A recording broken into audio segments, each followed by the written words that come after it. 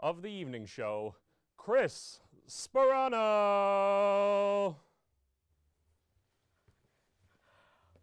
Thank you, everybody. Good evening and welcome to the pilot episode of the evening show. We're going to have a lot of exciting guests for you guys, and I hope you all enjoy it. So, I'm sitting here along with my co-host, Nick. Nick, how are you today? You know what? I am doing very well. You doing good? Yeah. You know, Nick, I saw something a few days ago. The head of Tesla, Elon Musk, he had this event called the E-Robot event. And it was about all these AI technologies such as AI cars, AI buses, and AI robots. And I saw this, and I'm like, oh my God, we are actually living in the Jetsons. I could not believe it. Well, I mean, I have to say that I'm not one that's in for AI technology as of right now, but Yeah. I mean, if I can have something that takes care of most of my assignments for me, then I think I'll be good with that. Well, that's where you have to get the Optimus robot. That's exactly what the robot does. It does all the tasks that a person can do. So it's basically acts as your robot servant, just like Rosie from the Jetsons. But it was very neat. I saw it, and I could not believe that I'm living in this era. Well, I guess the thing I have to ask then, does that mean that there can be multiple of you? Like, is this going to lead to the point where you are no longer our actual host, or are we going to have more of a robotic Chris? I mean, how many people would want to have a robotic version of Chris? Come on, let me hear it. A robotic version of me, huh? It's just like, it's just walking around like a robot, you know, with my monotone voice. Yeah, that would be strange, wouldn't it? Just to have multiple clones of me, but think about it. Just like what you said, if there's multiple robots of me, it can do the task of one person. I mean, that would be brilliant. I should call him up and see if he can make that. All right, yeah, I mean, Yeah. I think that would also be a very big increase in the need for tech support, but It would. give him a call. It would. Yeah, I should give him a call. But, oh, what else? So I just saw on Google the other day, Nick.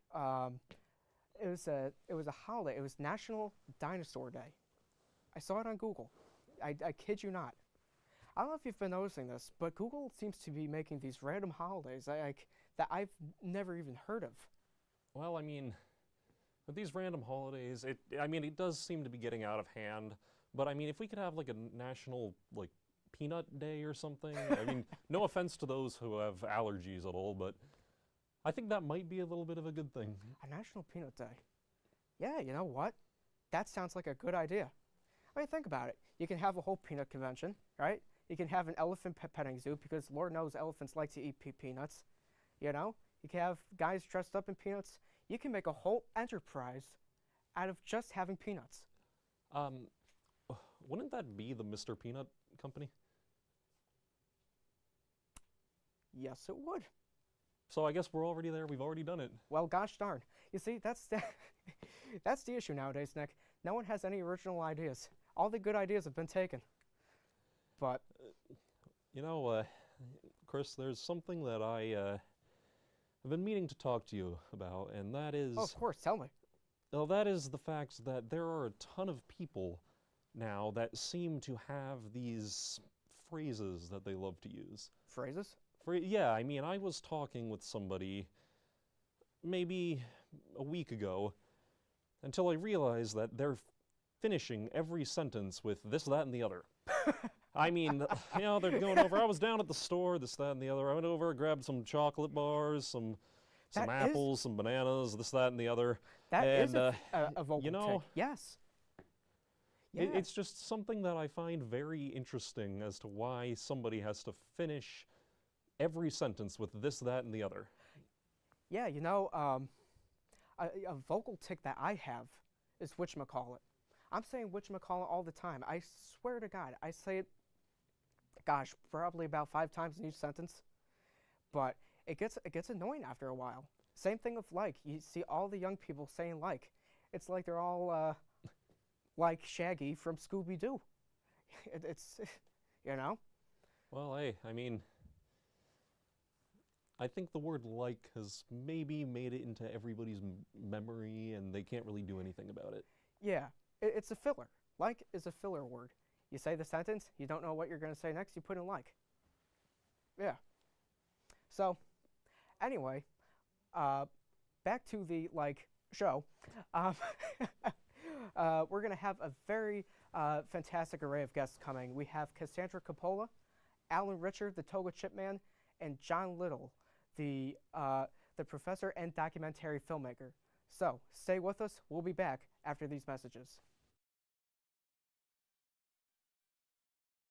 Greetings! I'm John, here to tell you about something pretty damn cool. You could be playing awesome games with Cardinal Tabletop Guild, otherwise known as CTG. CTG holds events where anyone can come in and play games from the club's large variety of card games, board games, and role-playing games. When do they hold these events, you ask? 3 times per week. Yes, you heard that right. 3 times per week. Wednesday nights, Thursday nights, and Saturday afternoons. Learn more on Cardinal Link. Be cool like me. Play games with CTG. Are you a criminal justice major? Do you like true crime? If so, SUNY Plattsburgh's Criminal Justice Club is the place for you. The club regularly plans outings and events, like a recent trip to the Clinton County Correctional Facility, and also brings in guest speakers. Criminal Justice Club meets every Tuesday in Meeting Room 4 in Red K Hall at 7 p.m. and is open to all majors. To stay up to date, follow at Plattsburgh CJ Club on Instagram. Hope to see you there. Okay, and we're back with our first guest. She is she is a producer, an actress, and she is quite frankly one of the funniest women that I know. Would you please welcome my very first guest, Cassandra Coppola.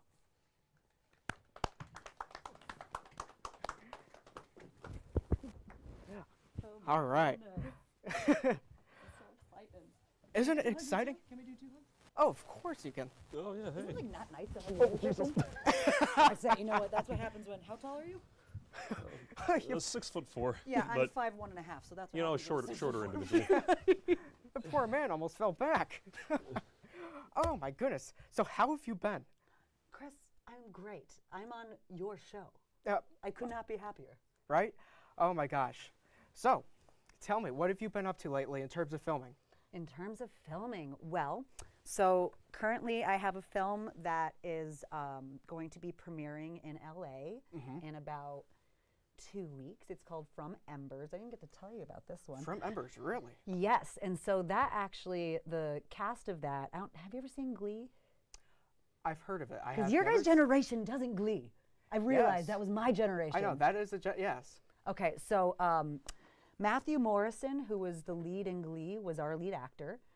And we also had, it was actually a wonderful cast, wonderful crew.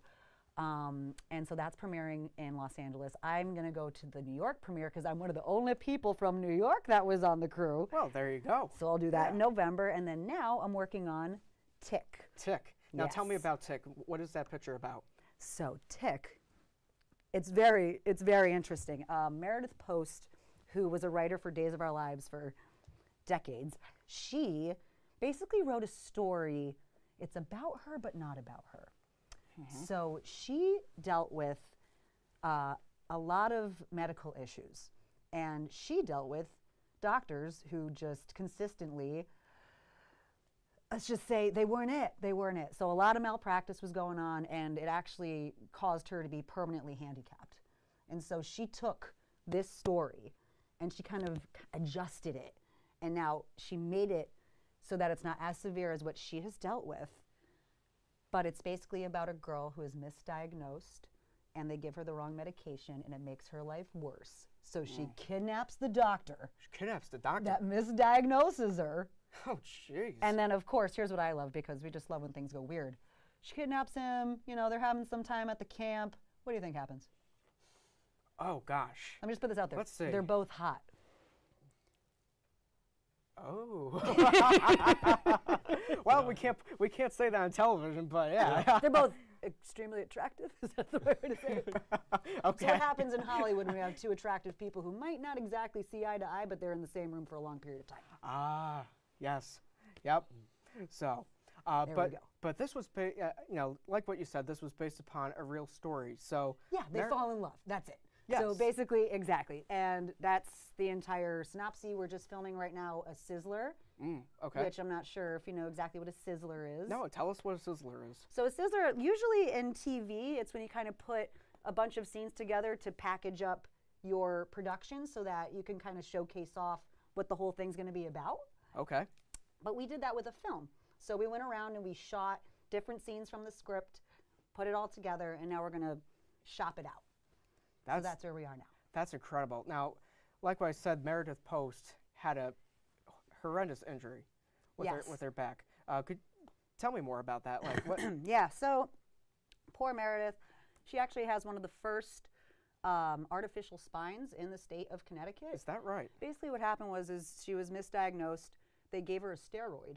I'm also medically trained, so if I sound weird, that's why. And that's actually how I got to know her. So her spine legitimately dissolved. Dissolved. Yes, Really? while she was sleeping. Wow. This is not even a joke. And so that's why she has one of the first artificial spines in the state. And I'm not going to tell her full story because that's more No, of on course. her. But Yeah. a lot of things unraveled after that for her. And so she took a lot of those experiences and put them into her writings. Yeah, and I think when you have a near-death experience like that, your whole view of life changes. Oh, yeah. It completely changes. Oh, yeah. And you realize that you're not invincible and you have a limited amount of time. So you want to make the most out of it. Oh, definitely. You know, And you realize how disposable you are in Hollywood. absolutely. Hollywood can Well, treat you a little rough. Now, she was in Days of Our Lives. I think I did research on this from 1997 to 2001, right? So, you know what? You know better than me. I don't very well. Okay Actual then. years. Yeah, she's been writing in soap. She did Days of Our Lives. She's done a few other things. She wrote some plays as well. But basically, after all of this happened, just Yeah. things went down. Yep. Yeah. Well, it's the same thing with an actress by the name of Shelley Duvall, who, Oh. if you don't know who Shelley Duvall is, she It's was. her season. It's her season. Yes, of course. Who? Shelley Duvall. Oh, okay. She was the side character on The Shining with Jack Nicholson. She went and through She went through a lot on that Oh, set. yeah. A lot. But later on in her life, she had some, mental issues, and she even had an appearance on Dr. Phil, I think, back in 2016. And it's sad because she was such a fantastic actor or actress, and after all that happened, Hollywood just said, you know what, you got to go, you know. She just, and the poor lady, I mean, I think she was living in her car, even. She did not have a lot of money, you know. This is why I have such an issue with people who love Stanley Kubrick. Like, I don't care. I get it. You're weird. I'm weird too. But he's the wrong kind of weird. I'm sorry. He literally put her through a horrifying situation. And I'm glad that you know about that. Yes. You go, Chris. Well, thank you, Cassandra. I appreciate that. But yes, The Shining, I mean, and it's weird because it's almost like, do we watch it knowing what happened to her that whole time? And it's like, you know what? She went through so much stress. I will watch it for her. It's the same thing with designing women. Designing women. Yep. If you look online, I don't know the full story, but there was a lot of issues that went on set. They worked overtime when they weren't supposed to because all those jobs are unionized. Actresses, cameramen, anybody, it's unions.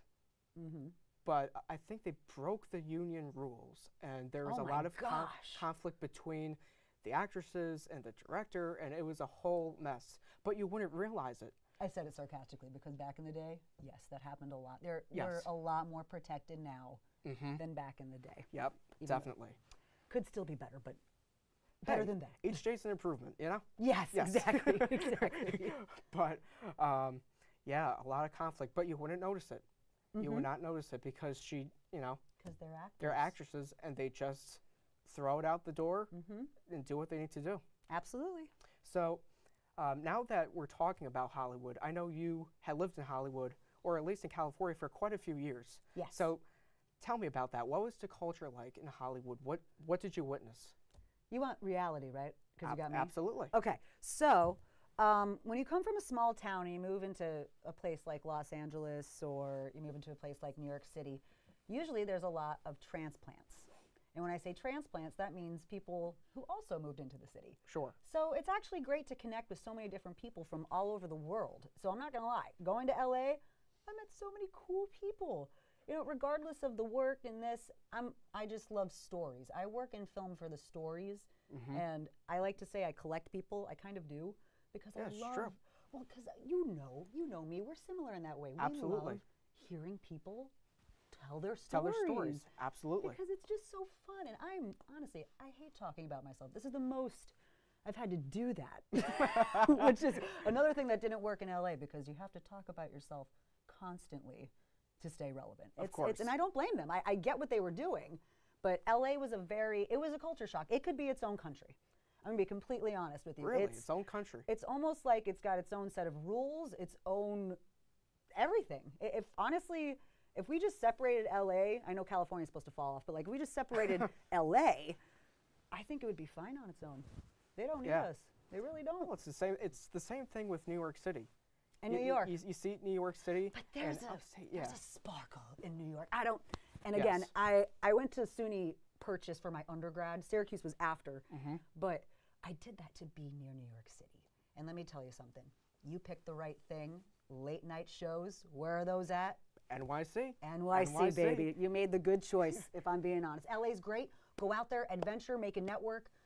Land in New York, though. Of course. That's my advice. Yeah, and you see late night shows, you know, not just late night shows, but entertainment going into different parts of the country now. Absolutely. Atlanta. I was just talking to someone out there about that. Atlanta, Georgia. Is huge. Nashville, Absolutely. Nashville, Tennessee. Nashville, thank you. Yes. I was Yep. literally just talking about this. That's actually, yes. And then the different incentives from state to state. Of course. That's something people should look into too when you're making your film. Yeah, well, If you don't know about that, that's important. well, the independent film companies now are getting big.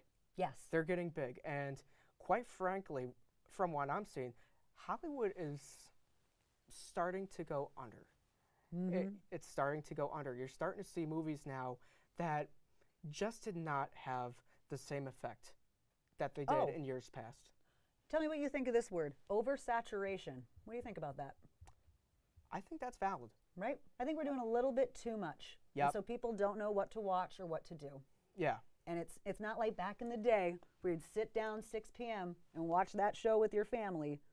It's just that doesn't really exist The streaming anymore. services, it's just constant 24/7. There's too much. And TV used to be a family thing too. Yes. Which on a side note, yes, this show, I'm looking at the camera, yeah, this show is for family to watch. You know, I want families to gather around and watch this, but yeah, you know, it's tough because everybody's isolated now. Yes. Everybody's isolated. They're either watching it on their television in their room, they're either watching it on their phone, but there's no connection. There's no connection between people now. It's true. And that's what television needs to be again. It needs to be that connection. So there's the negative. The positive I will give is that people like us, now anybody can have a voice in film. Yes. Which is nice. You could pick up your phone and that amazing idea you have. YouTube, TikTok, I mean, Exactly. anything now. It's right at the tip of your fingers. Whereas back in the 40s, you know, you would have to go to vaudeville, you would have to try out, and there's probably a greater chance that you wouldn't make it than would make it, Absolutely. you know? But now, people can see you. People can see anybody now and say, you know what? This guy has something. Exactly. This guy has something. Because I hate to tell you, this will be my last thing. I hate to tell you this, but in Hollywood, someone I know very, very high up said, we can make anyone a star. How disappointing is that to hear? But at least now with those platforms, we could see the real stars ourselves. Yep, definitely. All right, well, Cassandra, we're going to have to cut to a break, but we're going to hear more back from Cassandra Coppola after these messages. Stay with us.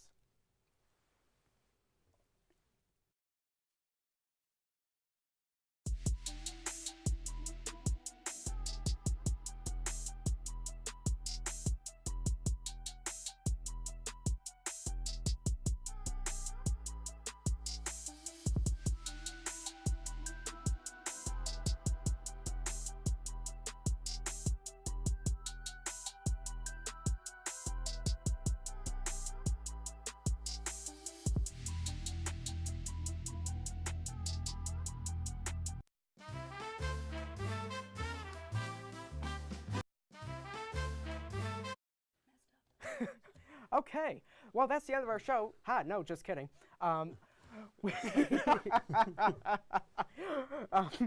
Oh boy. Anyway, we're back with Cassandra Coppola. So we were just talking over the ad, just about more of what your movies are going to be. So, how did you? I think you may have said this, but you got in contact with Meredith Post through your medical works. Yes. Now, how did you two? How did she want you to come on to the team and work with Tick? It's so funny. So if I start from the beginning there, just real quick, and then I'll get into Tick. She put out a posting. She needed an internship, or an intern. An intern, okay. Yeah, she needed an intern. It's basically like an assistant because she was writing scripts and she was working, but she had medical conditions. And so she wanted somebody who was able to help her with her ailments if something were to happen. And I had just became an EMT. And so I reached out and I said, hey, you know what? I've always been interested in script writing, and I'm also an EMT. So of course, this seems kind of like a... Yeah, you know, the 2 and 2 go together. Right? And there you go. And so then that's how we met, and it just kind of flourished from there. We just became fast friends. I helped her with her script. She taught me structure. She taught me all about the film industry. And so from then on, I worked on any project that she produced, which was amazing. And you know what? She's a fantastic contact to have. And a wonderful woman. Yep, a very absolutely. wonderful woman. And that's the thing with the entertainment industry, too. It's all about contacts. Oh, yeah. It's all about contacts. Oh, yeah. The more you know, the more places you're going to go. Absolutely. You know, and that's so true, because if someone sees that you have fantastic work ethic, yes, you know what you're doing, you know what you're talking about, they're going to refer you to other people. I'm glad you said that, because it's not just who you know. Like they say, yes, it's who you know, but it has to be somebody who would put their name on the line for you. Like, they're not just going to say, hey, I know what's-his-face, this kid, he's fantastic, and has never worked before. Yeah. No, because you're saying, I put my trust in this person. They will work well on your set. Absolutely. You know what I mean? So you got to show up and show out in order to get that second job. So I'm so glad that you said that. You don't just know. Do celebrities' kids just know somebody and get a chance? Yes. But you and I, you have to show the work, and then it takes off from there. Yep. 100%. And the better it is, the more chances you have to get out there. Oh, heck and yeah. be a part of it. Yeah. So what got you into the film industry? What sparked that interest in you? Stories. Stories. It's all stories. When I started reading Meredith's stories, and I was like reading scripts for the first time, because I wasn't reading scripts. You can do that now. You know, you could go to Barnes & Noble. You could buy the Barbie script. I'm not even kidding. I did it. So you Did you really? Absolutely. I wanted to see their structure. Okay. So these are things that you can do, and I'll be completely honest. It's fun for me. I love reading, and I love books. So why wouldn't I love scripts? It's almost like you get to imagine the movie before it happens, just like when you're reading a book. Sure. And then you're the one who gets to start casting. You're the one who gets to start finding the setting. You're the one who gets to start finding the props. You get to put everything, when you're the, EP or the producer. Of course. You hire everybody. You get to really, you're probably learning about auteurism right now. Of course. Exactly. And so it's just so fun that you get to make that image in your brain into a reality.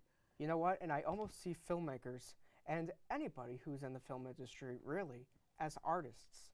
100%. We are artists. We are painting a picture not with paintbrushes but with cameras. Mm-hmm. You know? I mean, don't look at my storyboards. Those are literal stick figures, but the other artistry. Look, Cassandra, look, your storyboards are probably better than mine. I can barely draw a stick figure. You know. We're in the same boat. My professors weren't pumped with me when I was. They look at the storyboard and go.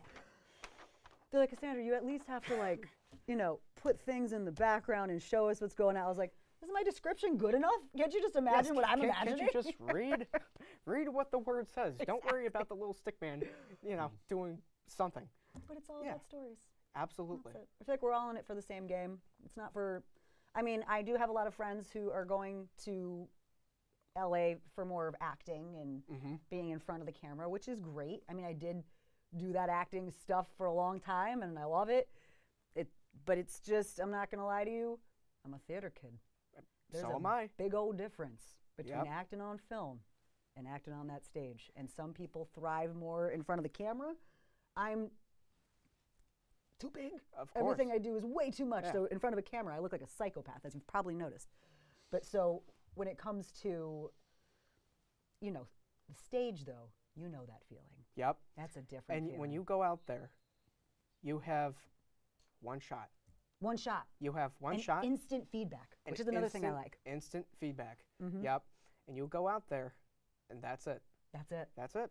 You know, and then once you go on film, I mean, especially now in the digital age, maybe not so much with old film, but you can have as many takes as you want. Oh my gosh, yeah. I mean, you still Especially have, digital, yes. I mean, you still have to. I mean, you still have to be good. the only at thing acting, that but- would bother me, because I was AD a lot. So what does AD do? What's our big thing? Other than safety. Oh, boy, you're quizzing me here. Cutting. Oh, the time. The Keeping time, yes. people on time. So I don't mind. Yes, we absolutely can do a bunch of shots, but if you're putting me behind schedule, that's when you have to do the. That's All when right, it- guys, Yeah, that's come when on. it gets a little. Yeah. yeah, pick it up. Yep. Because you know you have a structure, you have a plan, and when things go awry, you know that you just have to learn how to go with the punches. Oh yeah, You know? absolutely. There's a quote by actually our third guest that's coming on, John Little. He said, "Murphy's Law in filmmaking: expect something to go wrong. I love that for him. Expect something to go wrong." You He's know, right. and he's absolutely right. And I think especially now as film students, it's a great skill for us to learn Absolutely. how to bend to a certain situation like that. You know, it's Definitely. essential. It's essential. But You guys are lucky. You got a really good we program going. we here. are extremely blessed Yes, you with are. everything. Yeah. So what else? What else is going on in your life besides film? Besides film. Yes. Well, as you know, I'm the EMS lieutenant at my fire department. Of course, All Plus Fire Department. Yes, sir. Shout out to All Plus, ladies and gentlemen. Applause! I'm also the vice president. We have all our fun Halloween activities going on. I would say horror is one of my favorite film genres. I am a Yeah. big 80s horror film person. But don't get me started on like Halloween and stuff. I'm not going to lie to you. I'm afraid of movie theaters. I don't like confined spaces, which is really ironic. But I risked it for the biscuit with the new Halloween that came out because to me, it looked like Laurie, who's, Jamie Lee Curtis, Of her course. role. Yep. They made her look like she was going to kick Michael's booty. Okay? Really? That looked so excellent. I was like, I'll risk my life. I'm going to the movie theater. Yeah. And then she was like a 3-time divorcee whose kids hated her. Like, I'm not going to lie to you. And Michael doesn't go into random houses and kill people. That's not his vibe. No. He just. No, of course not. No, whoever is in his way to Laurie is basically it. Yeah. And so that, I'm not going to lie to you.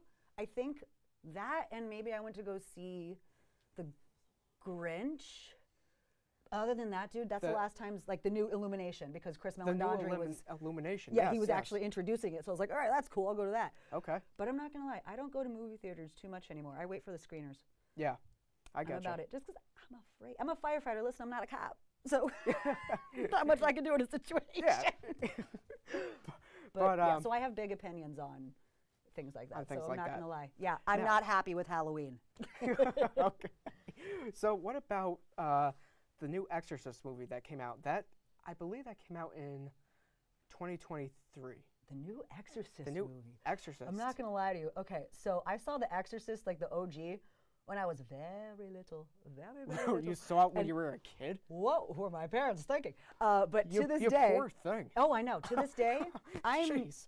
I'm in my 30s. I'm 31 years old. I Really? can Wow. see. I have not watched The Exorcist original, probably in 15 years. I can see Satan's face.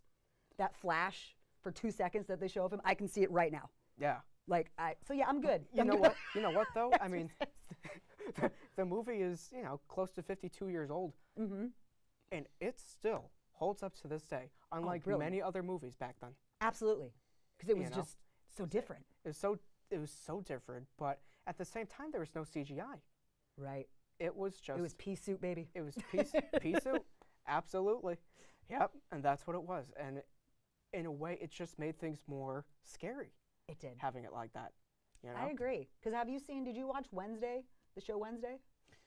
With Jenna Ortega? Yes. I have not. I do want to see it, though. Straight up, great show. I was so excited about it, and then I saw the monster. That CGI monster, at first I laughed, and then I got mad because it was so bad. I was like, wait a minute. This just derailed the entire show for Just me the entire show. personally, but that's just me. But yeah, I completely know what you mean. Yeah, but There's a difference. Yeah, definitely. But other than that, though, I going to the Wednesday show, that became a huge hit. Oh, yeah. Especially that dance she does. I think it was in her You know high school what? prom. Because she was, you know what, I appreciate it. She took old Wednesday dances and she kind of like brought them to modern times. So it's like all the Wednesdays and then her own little vibe. She did a good job. She's a good Wednesday. If Christina Ricci's okay with her, I'm okay with her. Hey, and that's all that matters. Right, exactly. Yeah, absolutely. Because she is my Wednesday. She is your Wednesday. Yeah, I think, and we're going on Addams Family topics now. I think, what's his name, is still alive. John Aston. I think he's still alive. Like from the original Addams Family. that show is so good. I'm not gonna lie, I just started watching it like last year. Did you really? I put it on one of those weird streaming services and they yes, said they had it. You have it, yep. And it was so good. Wasn't it? I mean, we It's- weren't even close to alive when it was being filmed or anything. No, but it was before our same- time. Even our parents. Yeah. But my mom said, you know what? My parents showed me it. Do you want to watch it? And so I watched it with my mother, and it was awesome. I'm not going to lie. I highly suggest it, really. I think the black and white, too, has a good effect on it. Yes, it It's that does. old school black and white, Absolutely. which just creates, I mean, this was a sitcom, but it has that nice horror movie effect to it. Do you have know? a favorite? I don't like anything too scary. I like the Godzilla movies and the Ooh. old Godzilla movies. I love that. The old Godzilla, yeah. They're still Well, what- scary. what- you kidding they're- me? A well, huge they're- lizard that's scary. It is, but you know what, though? At the same time, it's funny. You have this guy walking around in a big rubber suit, and he's walking on these little tiny little sets. Yeah. You know, I mean, it's You're just not wrong. it's hysterical. It's hysterical. It's, I'm it going to is. rewatch Godzilla with your mindset now just so I can watch That's it on in my your that's eyes. on my bucket list. To go into a Godzilla suit, make a little city, and just step on it. And just with step on a today's city. everything, you can. And you know what? At Walmart, I saw a blow up Godzilla suit. It's your time. It's my time. This is it. I'm gonna have to get it. I think you I should. think I might just get it after the show. I think you I should. think I just should. All right. So that is it for our first interview. Cassandra, thank you for being on. I appreciate it. Thank you for inviting me. This has was been wonderful, wonderful. Chris. You Thank rock. you. All righty. Take care. Well, actually, I'm not saying take care because she's going to be sitting with us. All right. After the break, we're going to be back with our second guest, Alan Richer. Stay with us. Are you a criminal justice major? Do you like true crime? If so, SUNY Plattsburgh's Criminal Justice Club is the place for you. The club regularly plans outings and events, like a recent trip to the Clinton County Correctional Facility, and also brings in guest speakers. Criminal Justice Club meets every Tuesday in Meeting Room 4 in Red K Hall at 7 p.m. and is open to all majors. To stay up to date, follow at Plattsburgh CJ Club on Instagram. Hope to see you. All right, and we're back. Our next guest is known as the Toga Chip Guy. He is a historian of potato chips. He was also a journalist, and he is a Frank Sinatra expert. Would you please welcome Mr. Alan Richer? Great to see you. It's good to see you, too. Nice meeting you again. Yes, hello. All righty. So how have you been? I've been doing great. Yeah, been doing good.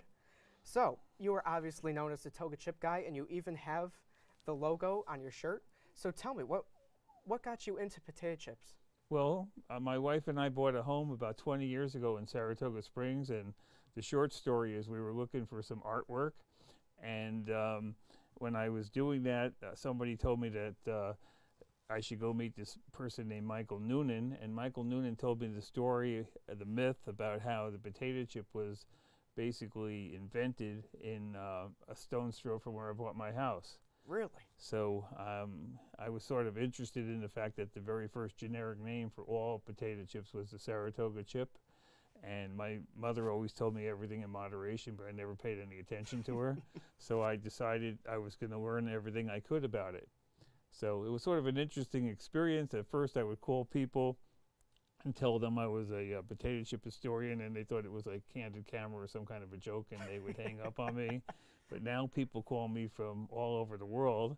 Wow. And one of the more interesting things, that about 5 years ago, I had a special birthday.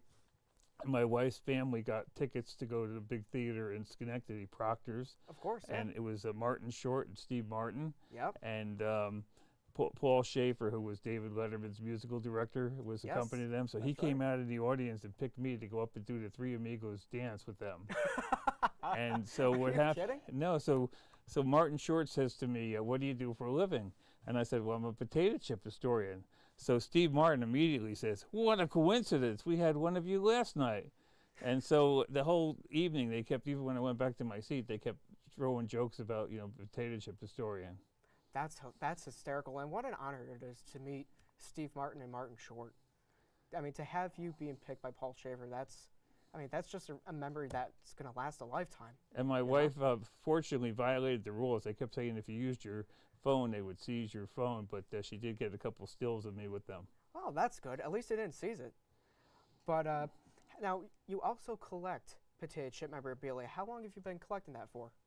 Well, I was very fortunate, because what had happened was when I started getting into this thing, I called down to the Snack Food Association, the Trade Food Association, which was in Washington, D.C., and they told me that the man who had started it, who was deceased, his son was in his late 80s. Really? And his name was Don Noss Jr., the person his father started. His name was Harvey Noss. And Don basically had recently lost both his wife and his daughter, so he was sort of in a funk, and they said it would be a good deed to talk to him. So he was out in Cleveland, and so I started a phone conversation with him, and then we talked all the time, and eventually he invited me to come out to Cleveland to meet him, and I did. And every morning we would get up and we would drive an hour and a half to what they called chippers, which were people who had been in the business a long time, and they were telling me all these stories about everything, and they saw me as a young kid, and basically they were looking for people to perpetuate their family stories. So there was sort of a handshake agreement that if I would do that, they would give me all this memorabilia. So a lot of the memorabilia never saw the marketplace. But then I brought some things which we'll show you a little bit later on. But like the other day, somebody I know called me up, and they were saying that they rent a bunch of houses, and they were getting ready to modify the house, and so they were cleaning it out, and they found a potato chipper from 1900. Really? And they said, wow. "Well, we want you to have it." And a lot of other things. People call me up. A lot of times they'll say that, I found this thing and I'm cleaning out an estate for my grandparent or something. What do you think it's worth? And then I'll give them a price, and I'll say to them, if you ever thought about selling it, give me a call. And sometimes I'll forget about it, and later on they'll call me up and they'll say, "Yeah, I decided that I don't really need it." And I'll ask them what they think is a fair price, and usually give them a little bit more, so they're happy and I'm happy. Yeah, see, you get a happy medium. But, it's good that they know who you are, and they're giving you this potato chip memorabilia, because if they didn't know, they could just be throwing this out, not knowing what it is, and all of this stuff is history. I, as a fellow antique collector, see that the same way, Each antique is a piece of history. Right, there's a story behind everything you find, and so Sure. it's really amazing about the various people I've met, how I've acquired it, and it's just, and I try to share it with the public. So first of all, I started a website, and then I have a Facebook page, and my website is togachipguide.com. And then I started writing a blog, a weekly blog, and it's called My View of the World Through the Prism of the Potato Chip. So a picture of me, instead of wearing glasses, I'm wearing potato chips in my eyes. And I write about a lot of cool stories. I interview people, and there's always a golden nugget that you get in there that's really interesting. And I can sort of relate anything to the potato chip.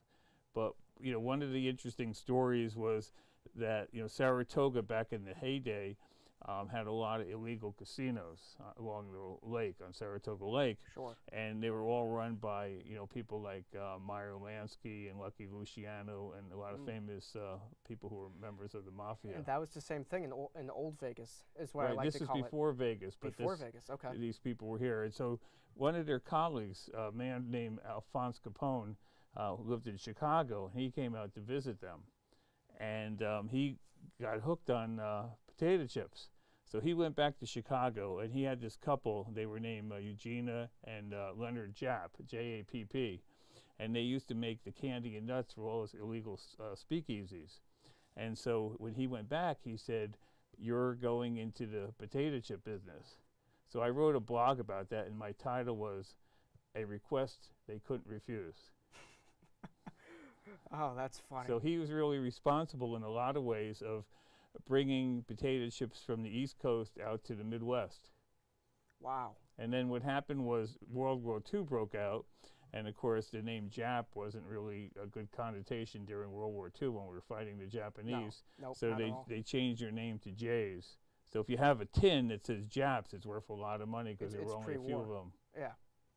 Wow, that's incredible. And I go to antique shops a lot, and I see a lot of potato chip memorabilia. And one of the most common things I see is the Humpty Dumpty potato chip can. And just recently, I was in the supermarket, and they brought Humpty Dumpty potato chips back. I don't know if it's the same company or if it was someone else that just revamped it, but I saw it, and I went to myself, I've seen that before. I've seen that in an antique shop, and I thought that was just fascinating. Yeah, I did a whole blog about it. I don't remember all the details, but essentially it was a company that operated into Maine, and then essentially what happened was it got broken into a lot of different pieces, and then somebody bought it, and just like the fairy tale, they tried to put Humpty Dumpty back together again, but they couldn't do it all. So, but as on the way up here today, my wife and I stopped to get a drink at a convenience store in Plattsburgh, and we went in there and they had Humpty Dumpty potato chips in the bags. Wow. So I didn't have the bag, so it's a company they're now making them out of Canada, so I bought a bag. Okay. And Humpty Dumpty, just to clarify, used to be made in the U.S. Right, it was made in Maine originally. In Maine. Yeah, and speaking of Maine, and this isn't Maine, but many years ago, as a small child, I went to Cape Cod, and we actually visited the potato chip factory that they have over there, which, Cape Cod is a pretty big brand of potato chips. And I was 5 years old at the time, but it didn't seem that big to me. It seemed almost smaller, unless I just saw a certain portion of it. But have you ever visited? Yeah, I've been to the Cape Cod plant. A lot of people, well, actually, one of the two most frequent questions I always get is, what's your favorite potato chip? And obviously it's very subjective, but in my particular case, I always say the 40% less fat Cape Cod potato chips are my favorite. Now, most people don't know who makes Cape Cod potato chips, but it's actually made by Campbell's Soup, which has just changed their name to Campbell's, and they dropped the soup. Is that right? So Campbell's Soup actually owns or makes the they Cape own Cod? them, yep. They own. Wow, I had no idea about that. And so, like, I sent a letter to them. I had an idea way back in the old days. I found an ad where when Campbell's Soup didn't own any potato chip company, they were cross-marketing, and in order to sell more soup, they were telling people to dip potato chips in the soup. Yeah. And so now I said, now that you have clam chowder and Cape Cod potato chips, it's a obvious match. It's a whole thing. Yeah, Match it's a made in perfect heaven. match. Absolutely. Yeah, Cape Cod's pretty good. What I like about them is that they have like a natural taste to them. They have, it's not artificial. It looks like they're actually made from potatoes, where some other potato chips, looks like there's ingredients put into them, like Pringles. But we only have a few minutes left, but if you want to squeeze in the history of Pringles, because I would be interested about that as well. Well, there was a couple things. I taped a number of shows called The Food That Built America for the History Channel, and one or two of them were on Pringles. And the saddle shape of the chip, which was made so that it could go into the tennis type of can, is actually called the hyperbolic paraboloid. Really? It's a hard name, and I was going down to tape the show, and I was having nightmares of waking up at 3 o'clock in the morning in a cold sweat, thinking I was going to mispronounce it or not remember what it was. But the interesting thing about this company was it was originally invented by Procter & Gamble, which was out in Cincinnati, and they were having a hard time coming up with a way that they were trying to distinguish themselves from other potato chips by having a chip that wouldn't break. And what happened was there was this gentleman, Paul Herget, who ran the Cincinnati Observatory, and he looked at the orbits of meteors and small planets, and the hyperbolic paraboloid was one of the orbits. And so they were having all this difficult time, and he would walk to work every day on Observatory Way, and he would stop and chat every day with the man who was the head tool and die maker for Procter & Gamble. Wow. So when they started talking, this Dr. Herget was really trying to get computer time because it wasn't that available.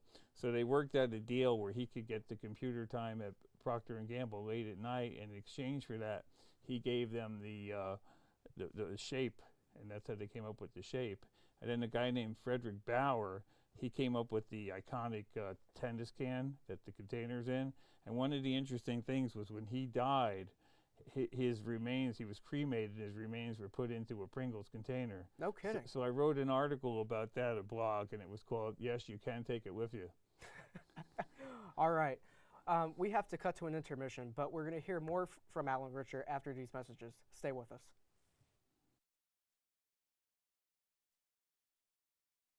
Greetings! I'm John Plattsburgh here to tell you about something pretty damn cool. You could be playing awesome games with Cardinal Tabletop Guild, otherwise known as CTG. CTG holds events where anyone can come in and play games from the club's large variety of card games, board games, and role-playing games. When do they hold these events, you ask? 3 times per week. Yes, you heard that right. 3 times per week. Wednesday nights, Thursday nights, and Saturday afternoons. Learn more on Cardinal Link. Be cool like me. Play games with CTG. And we're back with more from Alan Richer. So, you had brought some potato chip paraphernalia with us tonight, right? Yes, I did. And Okay. you know, I try to share, as I mentioned, everything with the public. So besides having my website and my blog and my Facebook page, I've been doing museum exhibits. And as I'm known now as a Toga chip guy, I get calls from people. So what happened was I was doing a exhibit in Ballston Spa at the Saratoga County Museum about 2 years ago, and somebody called me up and they said, I have this old item that I'd like to show it to you. So this is the particular item. Okay, And let's take a look at this. And so what you would do with this particular item, and it's from Utica, New York, and it has a date on here. Yes, so it it's says right there, huh? 1876. 1876, wow. So the potato chip purportedly was the story, which we could talk about, was 1853, but actually it's more myth. It wasn't actually invented in Saratoga. The short story is nobody really knows where it was invented or when. But you could take a potato and you would put it in here, and there's blades down here. And if we hold it up, you might be able to see it here.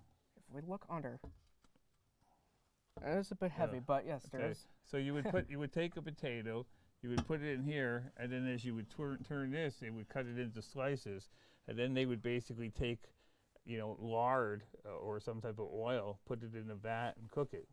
No kidding.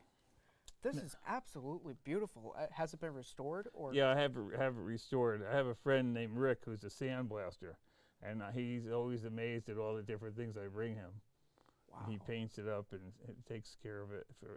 I've found a lot of different items. Now, how did you manage to come across something like this? Well, I was doing the exhibit at the museum, and this one person called up and said, I have this exhibit. I have this thing. I'd like you to see it. Okay. So then after that, I tried to, we negotiated, I think, for like 3 months before we finally. 3 months, yeah, no before kidding. we came up with, he wanted what I thought was a lot of money, even though it's a very unique piece. Sure. And there's so many stories about this thing. There's another one which I didn't bring tonight, but I was reading the blog of a famous chef who was from Knoxville, Tennessee, and he had this chipper, and it said Saratoga on it, and he said his grandmother lived in the outer banks of North Carolina, and it washed up on the shore. So, Really? yeah, so he basically, I called him up and we were talking about it. And at the end of the call, I said, you know, are you ever interested in selling it? He goes, I'm not really sure. Let me think about it. And I had forgotten all about it. About 2 or 3 months later, he calls me up and he says, you know, I really have no use for it. So I said, well, what do you think is a fair price? He said, $100. So I said, I'll give you 200. You'll be happy and I'll be happy. There you go. See, he got more money. He was happy. You were happy. And you both were happy. I mean, this is just incredible. I have never seen anything like this before. And, you know, throughout my, my antique adventures, you know, I've seen a lot of unique cooking tools, but this is the first time. So I've I seen have something like a like huge this. collection of all kinds of posters and all kinds of tins, one of the largest collections of bags going back to the beginning. I have all of the magazine. It was the Trade Association magazine called The Chipper. And then this person I mentioned who was the very first person won this, who started the Trade Association. He won this like Hall of Fame award, and when his son died, he left me his father's Hall of Fame induction materials. So I have all of that. Yeah, I mean, this is absolutely stunning. And you, believe it or not, have more things you want to show us too, right? Yeah, I brought a bunch. But Okay. Well, we'll bring them out. Yep, Let's see. that sounds great. We're going to carefully put this back for you. And pardon me if my mic gets a little funky.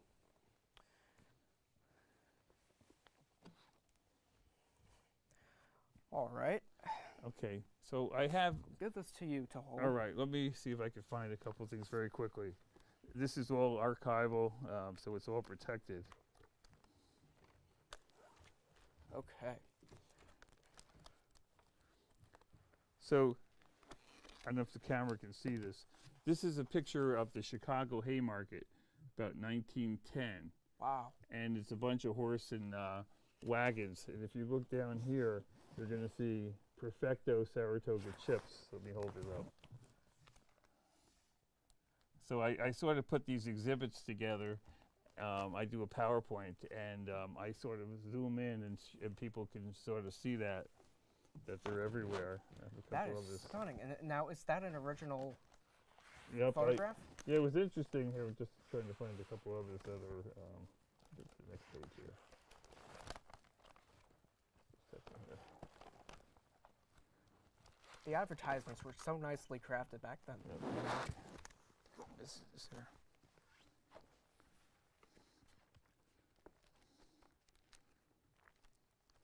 Okay, here we go. Let's see.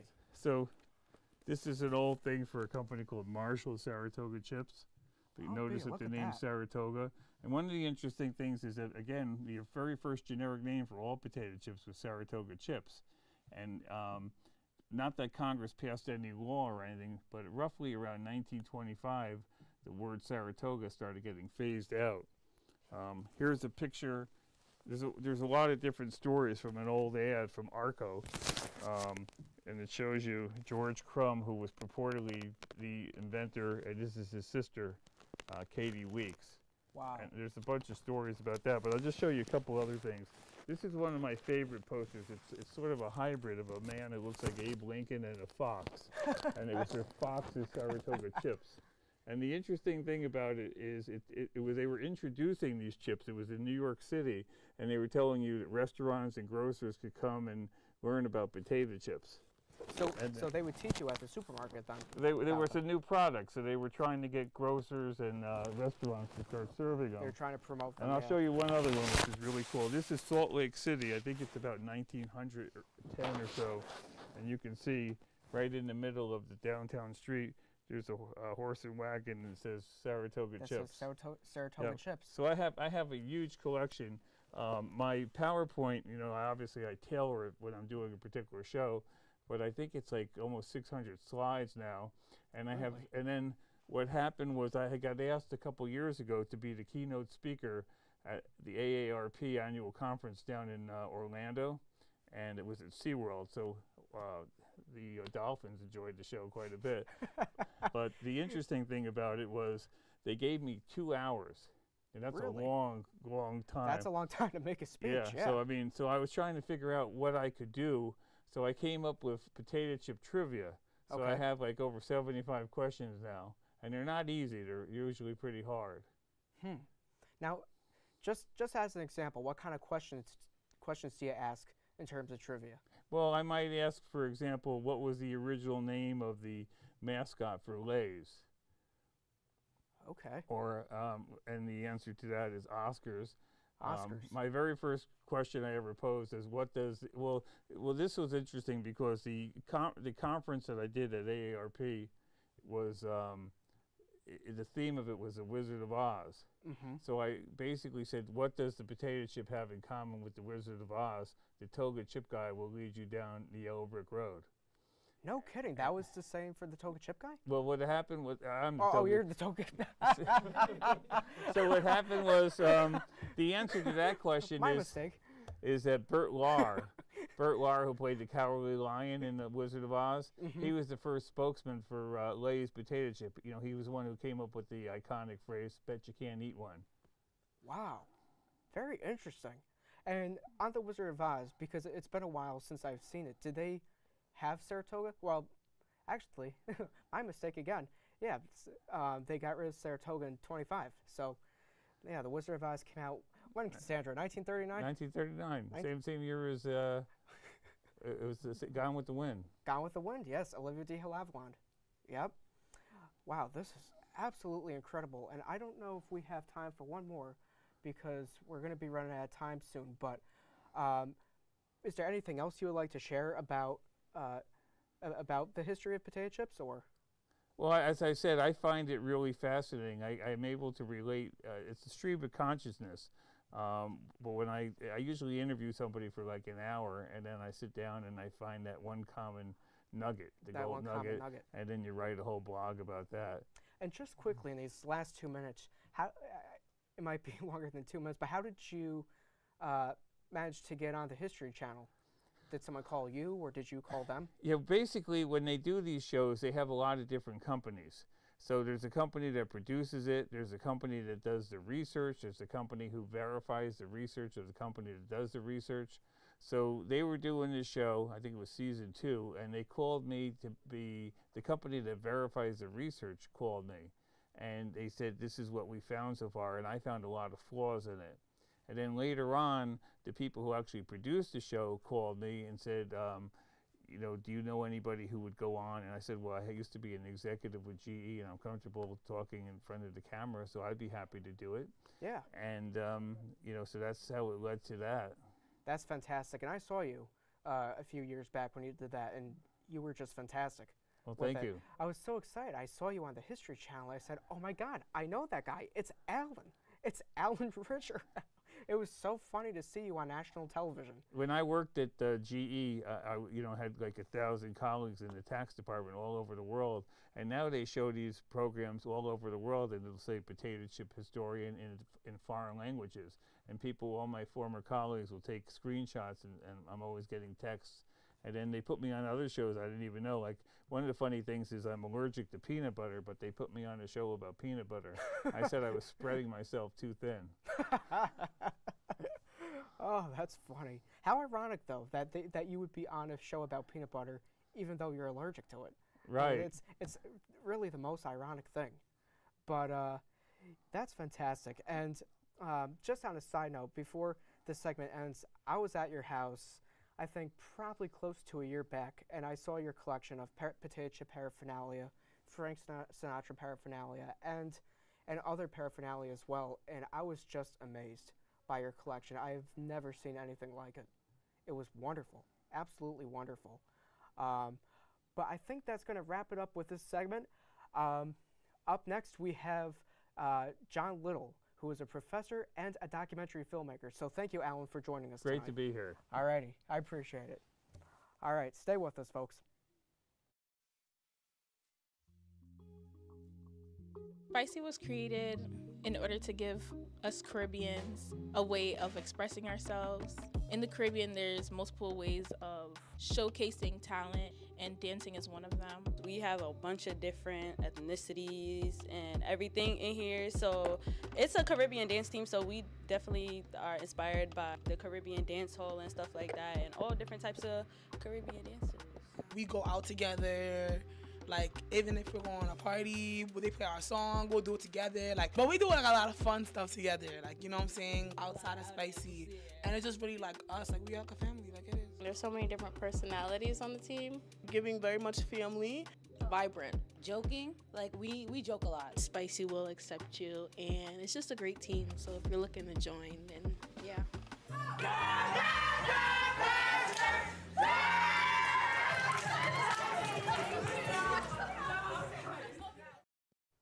All right, and we're back with our third and final guest. This man is a professor at our very own Plattsburgh State University. He is also a documentary filmmaker and a photographer. Would you please welcome my dear friend and professor, Mr. John Little. Hello, Chris. How are you? I'm doing great. And yourself? Oh, not bad. Oh, it looks like you got a little bag. Well, I didn't know that we were supposed to bring toys, so I ran to my office quickly and grabbed a few things. Hey, toys are good. We like toys. Excellent. All righty. So first of all, I saw you started taking photographs as a 13-year-old boy. So tell me, what got you into doing that at such a young age?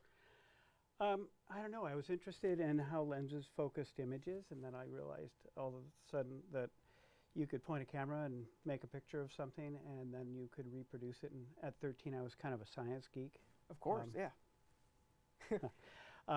And so I enjoyed the idea of being able to make an image using chemicals. And back in those days, it really stunk, and it was horrible. And my mother had such a sense of patience for all of these things I did to her horrible bathroom.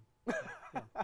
You made the bathroom smell a little bit? Yeah. With the chemicals? Yep, yep. For 50 years, she reminded me of that. Yeah. Oh, that's funny. So what was the first camera you used? The very first camera I used was actually, it was an old Brownie camera with the roll film and the little red window, and you could see the numbers and what number you were on. And I actually had that camera when I was really young, but I don't count being a photographer until I was about 13 when I started making my own pictures. But I was 8, and I had my first camera, and I thought, wow, this is really cool. Don't know why. I fell so in love with it. But it turned out that it sort of paved the way for the rest of my life in terms of my interest in photography as a gateway to science as well as art, because photography is art. And the way that we write this art, you know, to write these poems, these visual poems, we use lenses and cameras, and we create and we make. And so I've just been hooked on it ever since. Wow. Now, you mentioned science. Now, I know, if I'm not mistaken, you were a science professor, I think physicist, I think you mentioned, and a bunch of other things. And what led you to wanting to do science? Was that an interest before photography or afterwards? Well, I think they kind of came hand in hand because, as I said, photography is, at its heart, it's really the science of making an image of things that we see. And science for me was always kind of this cool way of seeing or experiencing the world in ways that we can't really, just as simple human beings, you know, we can't see warm things or hot things like you know, some sensor systems can see in the dark. They see temperature, or things that are very, very far away. Being able to resolve you know, detail in something that is, you know, 250,000 miles away, like the moon is, 100, I don't know, whatever it is, 225,000 miles. And, you know, we can see it with our eyes, and we can, oh yeah, that's like darker. That must be one of those seas or something. But that's pretty much the best we can do without, you know, any assistance. Then we put some binoculars up. We go, holy, wow, and you look can at see that! all of these fine details. And then you put a telescope up, and you think, holy smokes! And then now they've got the James Webb Space Telescope after the Hubble Space Telescope, and what those become are really time machines, because light takes time to travel, and so we can see things that are 13, almost 14 billion years old. The light that hits us from the very, very earliest galaxies and stars took 13.5 billion years to get to us. So we're really looking at time machines now. So it's more than just science. It's just flirting with time and space and distance, and all that stuff is really, really fun for a lot of people, especially you know, geeky kids like me. Yeah, you know, and this past year, it was actually on my birthday, April 8th, we had the solar eclipse. And I don't know, were you, because you did live in Australia, were you living there at the time, or were you living here to witness that? Well, here we go. Got a globe, okay. So I'm from here. This is Australia. For anybody who can see, there's Australia. Yep. And then we had a total solar eclipse that ran up through, I think, Illinois and part of the states in 2017. I missed that by 3 days. Really? Then, the eclipse that you had here, I moved from Australia to the United States on July 12th, and I think by the time I got to here, got to Plattsburgh from Brisbane, Australia, I missed it again. So that's a bummer. Yeah, it is. It is. But I tried taking a picture of it with my cell phone, and I thought, you know, because it has a decent camera on it, that it would be able to capture it in detail. Yeah. But it didn't. It just came out as a complete blur. But yeah, the phones, they're good. They're getting better. They're great for a lot of things. But you really can't beat one of these, especially when you connect it to the back of a telescope. Okay. What type of camera is this? This is my friend who's the historian for potato chips. I thought I'd better get some toys. So if you use a telescope and you look for the eclipse, you'll burn your eyes out. So don't do that. I'm not recommending that for anybody at home. Do not do that. You'll cook an eyeball. Yes, do not do that, folks at home. And Chris, spell your name for the audience so they can know who to sue when they actually accidentally do that. I'm kidding. But no, you take it's right up there, ladies and gentlemen. You take a telescope and a camera and you sort of do something like that. I don't know if you can see that, but it's all very technical. You can tell the way I manipulate the hardware here. Like that. And then, and after a good day viewing, the Australians enjoy Diet Coke. Yeah, that's what it is. Diet Coke. Okay. Yeah, something like that. I see. Yeah. Diet Coke. So now tell me, Professor Little, what type of camera is this? It depends on who you ask. If you ask, like, my children, they'll say it's an expensive one, which is their subtle code for I should have been spending more money on their gifts and less on my cameras. This is like an 8 or 9 year old camera. This is pretty old by today's technology. But what's nice about this one is if you look in there, you can't see probably, it's got a full-size 35mm frame. I see, yeah. Which allows us to take advantage of all sorts of really cool features in photography, like getting really, really shallow depth of field, like controlling where people look. And so, yeah, and this is one of several cameras that I use when I make photographs. Now, you take photographs with that. Now, does that do filming as well? This does make video. It does make video? It does, yes. And it makes HD. I have another camera that makes 4K video. And this is an excellent tool, a resource for a lot of filmmakers, independent filmmakers or small, say 20 or fewer staff members in a production company. These cameras can do almost anything that some of the $100,000, $200,000 Panasonics or there's so many. I'm not going to do an ad. There's a bunch. Yeah, but no, these are fantastic for that kind of thing, and you can do all sorts of magic things with these in terms of what you record from the camera, how you record it. It's a professional tool, and they're nice. So these kinds of cameras, unfortunately. Would you mind if I take a look at it carefully? Please, yeah. Yes, yeah, let's see. They're about, I mean, they really range between $2,000 and $4,000 for the camera body. Yeah. And yeah, you know what kills you too? When buying video equipment, it's not so much the camera. I mean, the camera could be expensive, but it's the accessories that come with it. You know, the tripods, the batteries. Yeah. You know, all the filters that you have to get with it. That's what kills you. Well, the deeper the hole you make for yourself in the world of creative arts and photography, the more expensive it can be. But you start to realize that in order for you to get this shot, there's no way you can hand hold it because it's so dark that I will not be able to keep the camera still. So I have to have a tripod for this shot. So you buy a tripod. Or, you know, it would be so cool if I could get a little bit of light on my model's, on her right-hand side, just a little, and I don't want it to be casting big shadows. So I have to buy a reflector. Okay, so now I've got a reflector, but if one reflector is good, I might buy 3 because you never know. You never know how much you need. And then all of a sudden you realize you're 67 years old and you're retiring and you have $50 in your account and $400,000 worth of camera equipment and it's not doing anybody any good. Oh well, what are you going to do? Hey, what can you do? I mean, you got all the equipment, and that's what matters. Exactly. Yeah. You know, and I see today too, because technology is always advancing. Each year, even each month, it's advancing. In the filming equipment that we have today, like I have a DJI camera, which is in competition with the GoPro, and the footage it takes on it is beyond amazing. Yeah. And it's tiny. It's maybe 3 inches in diameter. Yeah.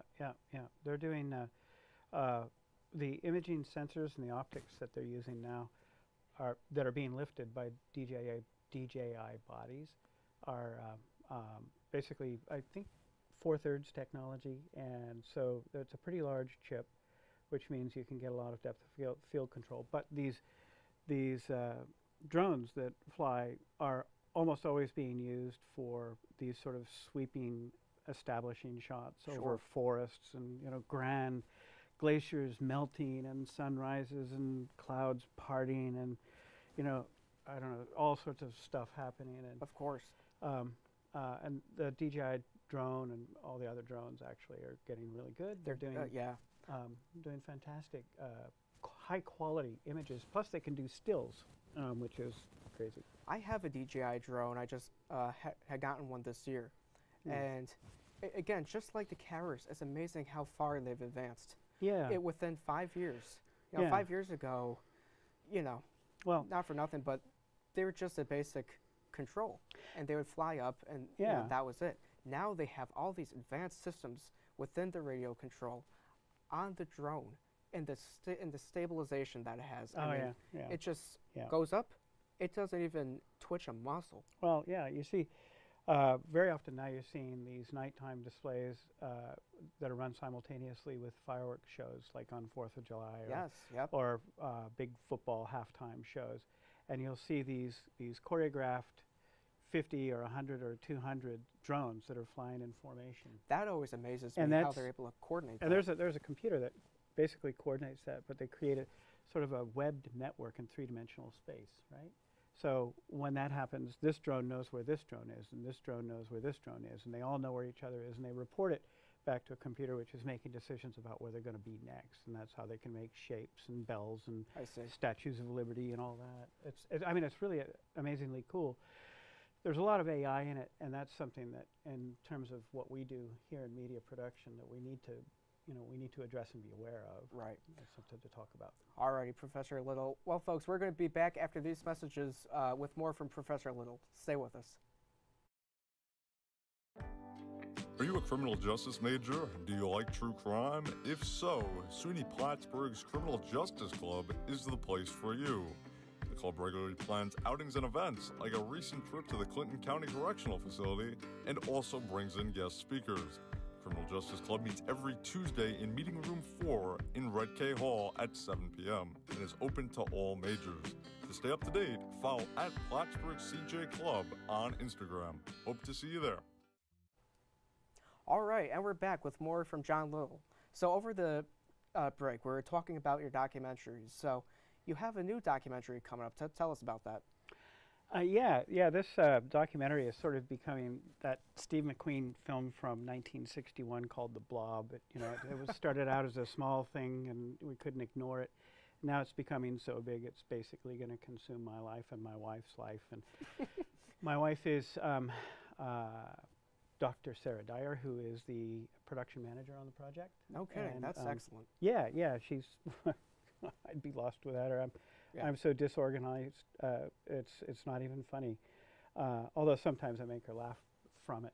But we had originally conceived of doing a film, a shorter film, maybe a 30 to 60-minute film about some of the effects of global climate change. And I have made films in the Yukon Territory about Whitehorse, and up in between Fairbanks and Homer on the Kenai Peninsula, I've made some films. So we're going to go back there, but then all of a sudden we realized there are a lot of other collateral damages that are being created by global climate change, and if we're going to be going to these places, are there other things that we should be filming? And we realized there are 6 titles that we want to film. Really? In the same brief 1-hour documentary. It'll be 6 vignettes. Each of the vignettes or chapters will be about 8 minutes long. And right now, and this is a very dynamic document, but right now the way we hope this will turn out, it will be ocean acidification, the spruce bark beetle infestations and outbreaks. And by the way, all these things that I'm telling you about are as a result of global climate change. So coral bleaching, ocean acidification, permafrost melting, and which one did I not mention? Oh, 2, the migration of animals, different species, birds and mammals and fish, or marine mammals, and habitat. So there are 2 different things. There's habitat, what's changing in the places where they end up or where they started out their migrations. How have those changed, and is that threatening their lives? And then the second question is, then when we're talking about migrations, how they get from one place to the other, have those migration patterns changed as a result of global climate change? And if so, is that maybe a canary in a coal mine? It might tell us something about where they think new habitats are going to be forming. So there's a lot to discover. We've got a year to do it. We're going to hopefully take some students with us, and we're going to film that. By the way, I forgot to mention it's Alaska, Canada, and in Australia, because we're going to, my wife and I are we're both Australian as well. I'm American and Australian. We'll go back home to that part of the world and film the Great Barrier Reef, which is really, really taking it hard from global climate change. Yeah. And then we'll probably fly over. It's a short hop to New Zealand, and we will make a film on ocean acidification and glacial melt. Now, with the Great Barrier Reef, because that's obviously underwater, do you have photographers that are going to be diving under with waterproof cameras? Or no, yeah, that depends on a lot of things. We can do this. We can do this with really inexpensive technologies, and most of what needs to be filmed can be filmed in waters that are less than 4 meters deep. So that means snorkeling. We don't even need scuba-rated people to do it. Sure.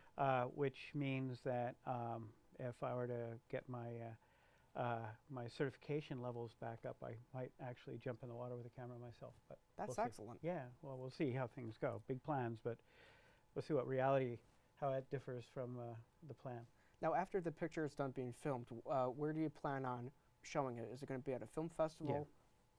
So all the post-production is essentially going to be done here, and it's probably going to take me about 2 or 3 months to produce it. If I have students join on the project, then we'll try and distribute some of that load, not only in pre-production and production, but in post-production. And then, and the goal is now, I mean, and this is one of the things I hope all of my students understand. If you're going to make a film, don't just think about your film. One of the first things you have to think about is who's going to watch it and where's it going to be seen. And so this is absolutely a film festival participant. Just we need to find out which ones are appropriate. The very first version of this film I did, which was a seed or kind of a trailer idea, it was funded by the university where I was teaching. And I did a 5-minute film, and I submitted that to the United Nations, had an annual forum on forests, and they had a film festival, and it was selected for viewing. So I was really happy with that result. That's incredible. Yeah. I mean, it's incredible that I was fortunate enough to be able to get some of the footage that I got, and to have it come together with the scientists and really have them on camera. And a lot of science is behind that. Yeah. You need.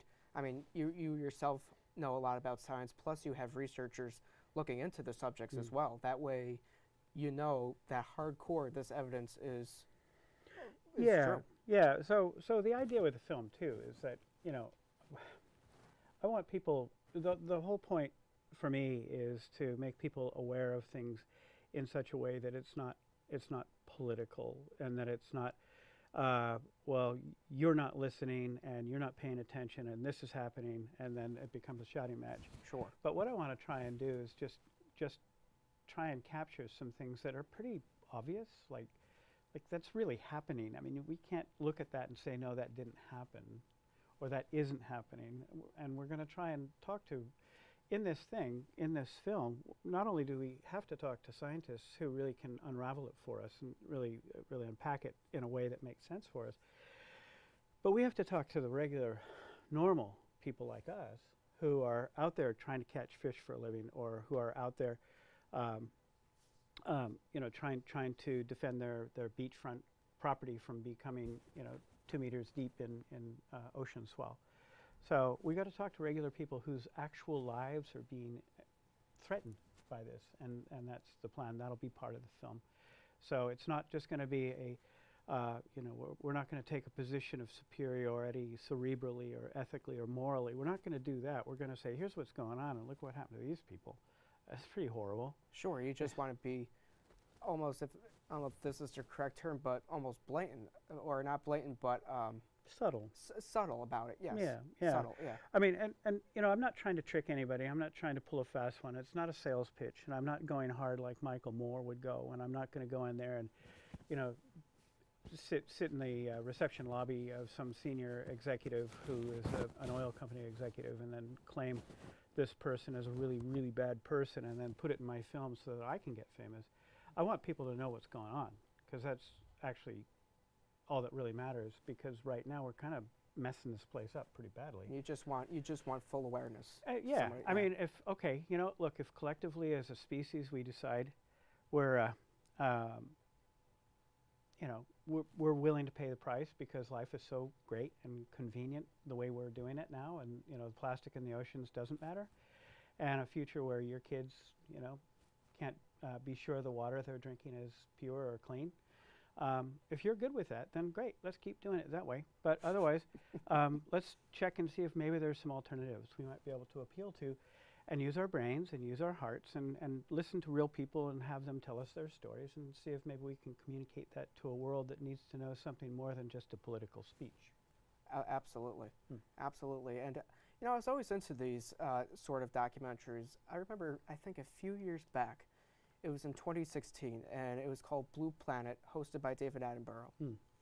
And from a cinematic standpoint, the footage that they filmed was beyond phenomenal. And some of the things I thought at first were CGI, because it didn't seem real that they were actually capturing these interactions between animals. Yeah. I at the risk of sounding like I'm patting myself on the back, I was very, very fortunate and lucky. 2 of my close friends are South African, and I worked with them when I was a professor in Abu Dhabi in the United Arab Emirates. And for many years, they kept saying to my wife and I, Sarah, they kept saying, "You come to visit us, come and visit, come and visit." And I've always been tempted, not only on the basis of my friendship with these great people, but that it would be an opportunity to do something that I normally don't do, which is wildlife photography. Yeah. And we ended up the month of June in Africa, and we were we were in these little, like, jeeps and some savannas, and we encountered some amazing animals. The animals were fortunately at a distance where they didn't feel threatened, so their behaviors were pretty natural. Sure. And I started to realize that Attenborough is a legend, and he is a meme, really. And and part of how he got to be that way is because everything he's been involved with has been nothing but the highest of quality. Yeah. They use the best cameras, they use the best writers, they use the best naturalists to help them find the things that they want to tell stories about.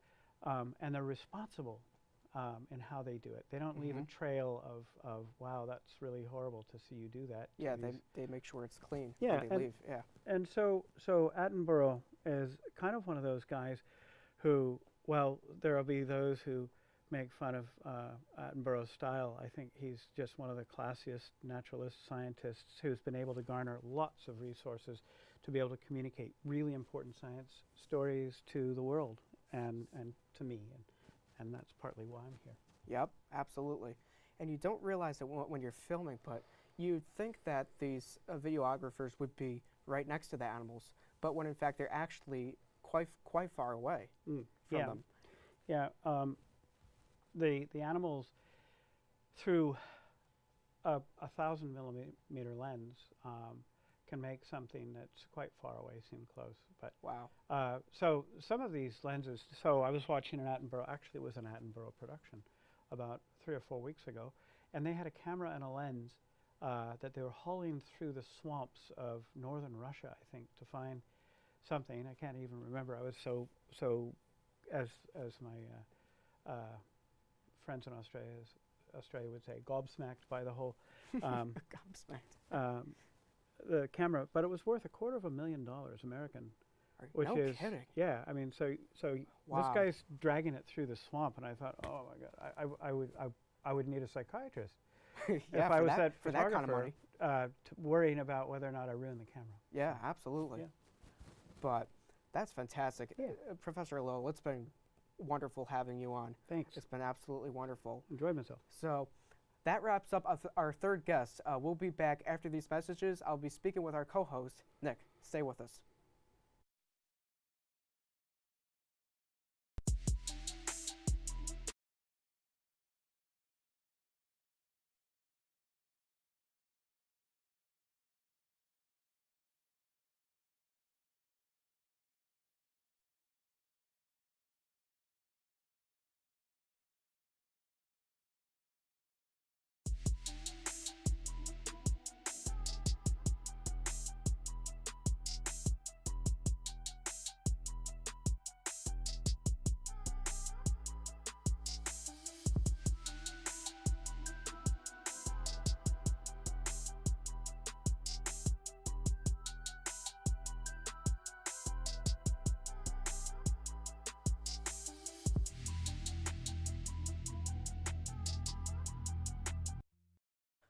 Alrighty. Well, this was one heck of a show, wasn't it? My God, yeah. I mean, I, for one, did not know that there was a whole lot of history behind potato chips. Absolutely. A ton of history. And I do enjoy the remark off of, was it being part of a production or on... the food you're talking about, Alan? Yes. Yes, the food that built America on the History Channel. Yes, it was the peanut butter. The thing. Peanut butter. And the thing I really enjoyed about that is the fact that my younger brother, when he was younger, he ended up was allergic to peanuts, is no longer allergic, yet hates peanut butter. So. Wow. Yeah. Yeah, it was an incredible show, but I think that about wraps up the first episode of the evening show. But in 2 weeks, our second episode is going to take place on November 3rd on Sunday, so stay with us. We have a lot of exciting guests coming on that day, so I'm looking forward to it, and hopefully you do too. Don't just have a good night, have a great night. Thank you, folks.